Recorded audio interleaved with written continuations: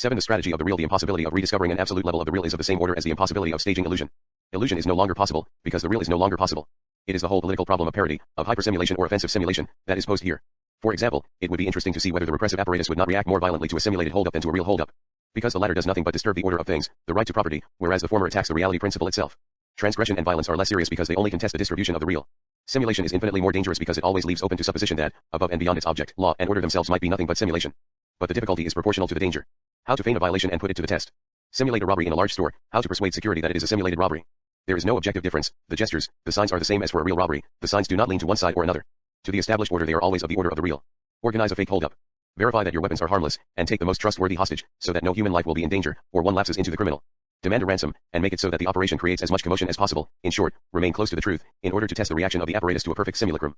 You won't be able to do it. The network of artificial signs will become inextricably mixed up with real elements. A policeman will really fire on sight. A client of the bank will faint and die of a heart attack. One will actually pay you the phony ransom. In short, you will immediately find yourself once again, without wishing it, in the real, one of whose functions is precisely to devour any attempt at simulation, to reduce everything to the real, that is, to the established order itself, well before institutions and justice come into play. It is necessary to see in this impossibility of isolating the process of simulation the weight of an order that cannot see and conceive of anything but the real, because it cannot function anywhere else. The simulation of an offense, if it is established as such, will either be punished less severely, because it has no consequences, or punished as an offense against the judicial system. For example, if one sets in motion a police operation for nothing, but never as simulation, since it is precisely as such that no equivalence with the real is possible, and hence no repression either. The challenge of simulation is never admitted by power. How can the simulation of virtue be punished? However, as such it is as serious as the simulation of crime. Parody renders submission and transgression equivalent, and that is the most serious crime, because it cancels out the difference upon which the law is based. The established order can do nothing against it, because the law is a simulacrum of the second order, whereas simulation is of the third order, beyond true and false, beyond equivalences, beyond rational distinctions upon which the whole of the social and power depend. Thus, lacking the real, it is there that we must aim at order. This is certainly why order always opts for the real. When in doubt, it always prefers this hypothesis, as in the army one prefers to take the simulator for a real madman. But this becomes more and more difficult, because if it is practically impossible to isolate the process of simulation, through the force of inertia of the real that surrounds us, the opposite is also true, and this reversibility itself is part of the apparatus of simulation and the impotence of power, namely, it is now impossible to isolate the process of the real, or to prove the real. This is how all the holdups, airplane hijackings, etc. are now in some sense simulation holdups in that they are already inscribed in the decoding and orchestration rituals of the media, anticipated in their presentation and their possible consequences. In short, where they function as a group of signs dedicated exclusively to their recurrence as signs, and no longer at all to their real end. But this does not make them harmless. On the contrary, it is as hyper-real events, no longer with a specific content or end, but indefinitely refracted by each other, just like so-called historical events, strikes, demonstrations, crises, etc. 5 It is in the sense that they cannot be controlled by an order that can only exert itself on the real and the rational, on causes and ends, a referential order that can only reign over the referential, a determined power that can only reign over a determined world, but that cannot do anything against this indefinite recurrence of simulation, against this nebula whose weight no longer obeys the laws of gravitation of the real. Power itself ends by being dismantled in the space and becoming a simulation of power, disconnected from its ends and its objectives, and dedicated to the effects of power and mass simulation. The only weapon of power, its only strategy against this defection, is to re-inject the real and the referential everywhere, to persuade us of the reality of the social, of the gravity of the economy and the finalities of production. To this end it prefers the discourse of crisis, but also, why not, that of desire. Take your desires for reality, can be understood as the ultimate slogan of power, since in a non-referential world, even the confusion of the reality principle and the principle of desire is less dangerous than contagious hyper-reality. One remains among principles, and among those power is always in the right. Hyper-reality and simulation are deterrents of every principle and every objective. They turn against power the deterrent that it used so well for such a long time. Because in the end, throughout its history it was capital that first fed on the destructuration of every referential, of every human objective, that shattered every ideal distinction between true and false, good and evil, in order to establish a radical law of equivalence and exchange, the iron law of its power. Capital was the first to play at deterrence, abstraction, disconnection, deterritorialization, etc., and if it is the one that fostered reality, the reality principle, it was also the first to liquidate it by exterminating all use value, all real equivalence of production and wealth, in the very sense we have of the unreality of the stakes and the omnipotence of manipulation. Well, today it is the same logic that is even more set against capital. And as soon as it wishes to combat this disastrous spiral by secreting a last glimmer of reality, on which to establish a last glimmer of power, it does nothing but multiply the signs and accelerate the play of simulation. As long as the historical threat came at it from the real, power played at deterrence and simulation, disintegrating all the contradictions by dint of producing equivalent signs. Today when the danger comes at it from simulation, that of being dissolved in the play of signs, power plays at the real, plays at crisis, plays at remanufacturing artificial, social, economic, and political stakes. For power, it is a question of life and death. But it is too late. Whence the characteristic hysteria of our times, that of the production and reproduction of the real. The other production, that of values and commodities, that of the belle epoque of political economy, has for a long time had no specific meaning. What every society looks for in continuing to produce, and to overproduce, is to restore the real that escapes it. That is why today this material production is that of the hyper-real itself.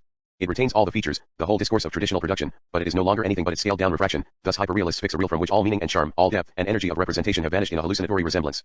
Thus everywhere the hyper-realism of simulation is translated by the hallucinatory resemblance of the real to itself. Power itself has for a long time produced nothing but the signs of its resemblance. And at the same time, another figure of power comes into play, that of a collective demand for signs of power, a holy union that is reconstructed around its disappearance. The whole world adheres to it more or less in terror of the collapse of the political. And in the end the game of power becomes nothing but the critical obsession with power, obsession with its death, obsession with its survival, which increases as it disappears. When it has totally disappeared, we will logically be under the total hallucination of power, a haunting memory that is already in evidence everywhere, expressing at once the compulsion to get rid of it. No one wants it anymore, everyone unloads it on everyone else, and the panic nostalgia over its loss. The melancholy of societies without power, this has already stirred up fascism, that overdose of a strong referential in a society that cannot terminate its mourning. With the extenuation of the political sphere, the president comes increasingly to resemble that puppet of power who is the head of primitive societies, CLAS trace. All previous presidents pay for and continue to pay for Kennedy's murder as if they were the ones who had suppressed it, which is true phantasmatically, if not in fact. They must efface this defect and this complicity with their simulated murder. Because, now it can only be simulated. Presidents Johnson and Ford were both the object of failed assassination attempts which, they were not staged, were at least perpetrated by simulation. The Kennedys died because they incarnated something, the political substance, whereas the new presidents are nothing but caricatures and fake film. Curiously, Johnson, Nixon, Ford, all have the simian mug, the monkeys of power. Death is never an absolute criterion, but in this case it is significant. The era of James Dean, Marilyn Monroe, and the Kennedys, of those who really died simply because they had a mythic dimension that implies death, not for romantic reasons, but because of the fundamental principle of reversal and exchange, this era is long gone. It is now the era of murder by simulation, of the generalized aesthetic of simulation, of the murder alibi, the allegorical resurrection of death, which is only there to sanction the institution of power, without which it no longer has any substance or an autonomous reality. These staged presidential assassinations are revealing because they signal the status of all negativity in the West, political opposition, the left, critical discourse, etc., a simulacral contrast through which power attempts to break the vicious circle of its non-existence, of its fundamental irresponsibility, of its suspension. Power floats like money, like language, like theory. Criticism and negativity alone still secrete a phantom of the reality of power. If they become weak for one reason or another, power has no other recourse but to artificially revive and hallucinate them. It is in this way that the Spanish executions still serve as a stimulant to Western liberal democracy, to a dying system of democratic values. Fresh blood, but for how much longer? The deterioration of all power is irresistibly pursued. It is not so much the revolutionary forces that accelerate this process, often it is quite the opposite. It is the system itself that deploys against its own structures this violence that annuls all substance and all finality. One must not resist this process by trying to confront the system and destroy it, because the system that is dying from being dispossessed of its death expects nothing but that from us, that we give the system back its death, that we revive it through the negative. End of revolutionary praxis, end of the dialectic. Curiously, Nixon, who was not even found worthy of dying at the hands of the most insignificant, chance, unbalanced person, and though it is perhaps true that presidents are assassinated by unbalanced types, this changes nothing. The leftist penchant for detecting a rightist conspiracy beneath this brings out a false problem. The function of bringing death to, or the prophecy, etc., against power has always been fulfilled, from primitive societies to the present, by demented people. Crazy people, or neurotics, who nonetheless carry out a social function as fundamental as that of presidents, was nevertheless ritually put to death by Watergate. Watergate is still a mechanism for the ritual murder of power. The American institution of the presidency is much more thrilling in this regard than the European. It surrounds itself with all the violence and vicissitudes of primitive powers, of savage rituals. But already impeachment is no longer assassination, it happens via the Constitution. Nixon has nevertheless arrived at the goal of which all power dreams, to be taken seriously enough, to constitute a mortal enough danger to the group to be one day relieved of his duties, denounced, and liquidated. Ford doesn't even have this opportunity anymore, a simulacrum of an already dead power. He can only accumulate against himself the signs of reversion through murder. In fact, he is immunized by his impotence, which infuriates him. In contrast to the primitive right, which foresees the official and sacrificial death of the king or the chief is nothing without the promise of his sacrifice, the modern political imaginary goes increasingly in the direction of delaying, of concealing for as long as possible, the death of the head of state. This obsession has accumulated since the era of revolutions and of charismatic leaders. Hitler, Franco, Mao, having no legitimate heirs, no affiliation of power, see themselves forced to perpetuate themselves indefinitely. Popular myth never wishes to believe them dead. The pharaohs already did this. It was always one and the same person who incarnated the successive pharaohs. Everything happens as if Mao or Franco had already died several times and had been replaced by his double. From a political point of view, that a head of state remains the same or is someone else doesn't strictly change anything, so long as they resemble each other.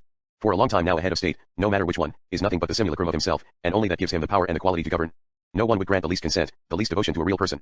It is to his double, he being always already dead, to which allegiance is given. This myth does nothing but translate the persistence, and at the same time the deception, of the necessity of the king's sacrificial death. We are still in the same boat. No society knows how to mourn the real power, the social itself, which is implicated in the same loss. And it is through an artificial revitalization of all this that we try to escape this fact.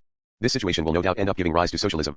Through an unforeseen turn of events and by an irony that is no longer that of history, it is from the death of the social that socialism will emerge, as it is from the death of God that religions emerge. A twisted advent, a perverse event, an unintelligible reversion to the logic of reason. As is the fact that power is in essence no longer present except to conceal that there is no more power. A simulation that can last indefinitely, because, as distinct from true power, which is, or was, a structure, a strategy, a relation of force, a stake, it is nothing but the object of a social demand, and thus as the object of the law of supply and demand, it is no longer subject to violence and death. Completely purged of a political dimension, it, like any other commodity, is dependent on mass production and consumption. Its spark has disappeared, only the fiction of a political universe remains. The same holds true for work. The spark of production, the violence of its stakes no longer exist.